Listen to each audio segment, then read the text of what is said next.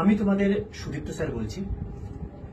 মূলত আমি এই ভিডিওটা করছি যারা 2022-এর টেট উত্তীর্ণ তাদের জন্য। 2022-এ যে টেটের পরীক্ষা হয়েছিল প্রাইমারি স্কুলে নিয়োগের জন্য, যেখানে আমরা এখন দাঁড়িয়ে দেখতে পাচ্ছি যে কোনো রকম করে বিভিন্ন বিদ্যালয়গুলো চলছে এবং কিছু বিদ্যালয় একটা শিক্ষক নিয়ে চালাচ্ছে এবং কিছু বিদ্যালয় প্রায় শেষের পথে, মানে কোনো শিক্ষকই নেই। তো এমতো অবস্থাতে যদি চলতে থাকে তাহলে কম্পিটিটিভ যে পড়ছে, কম্পিটিটিভ পড়তে গেলেও তো তার ন্যূনতম সায়েন্সের জ্ঞান থাকা দরকার, ন্যূনতম ইংরেজির জ্ঞান থাকা দরকার, ন্যূনতম অঙ্কের জ্ঞান থাকা দরকার। আর সেটা কোথা থেকে আসে? সেটা আসে হচ্ছে ছোটবেলা থেকে আমরা যে অক্ষরগুলো শিখি, একে চন্দ্র দুয়ে পক্ষ, যেগুলো আমরা শিখে এসেছি, যেগুলো আমাদের কাছে হয়তো খুব হাস্যকর মনে হচ্ছে, কিন্তু যে বাচ্চা আজকে ছোট থেকে বড় হচ্ছে এগুলো যদি না শেখে তাহলে কখনোই সে কিন্তু ক্যালকুলাস করতে পারবে না, সে কখনোই কিন্তু ইন্টিগ্রেশন করতে পারবে না, এবং সে কখনোই কিন্তু বাকি যে সমস্ত পরীক্ষার জন্য যা পড়াশোনা আছে সেগুলো করতে পারবে না। আমার নিজের আন্তরিকভাবে খুব খারাপ লাগছে যে আজকে এই সমস্ত সরকারি স্কুলগুলো পুরোপুরি বন্ধ রয়েছে।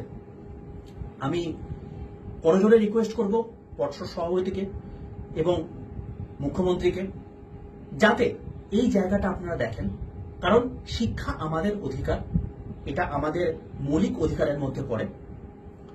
আপনারা যদি এই জিনিসটাই কেড়ে নেন তাহলে ছাত্ররা যারা ছোট থেকে বড় হয়েছে তারা কোথা থেকে শিক্ষা অর্জন করবে, এটা আপনারা একটু ভেবে দেখুন।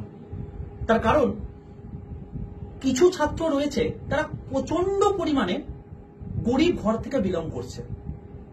তারা কি করে পড়াশোনাটা করবে? সবাই তো আর পারে না জেভিয়ার্স এর মতো জায়গাতে, হলিডকের মতো জায়গাতে, হলি চাইল্ডের মতো জায়গাতে পড়াশোনা করতে। কারণ ইংরাজি মিডিয়ামগুলোতে না প্রচুর পরিমাণ এক্সট্রা অ্যামাউন্ট লাগে, যেটা সবার পক্ষে ব্যয় করা সম্ভব হয়ে ওঠে না।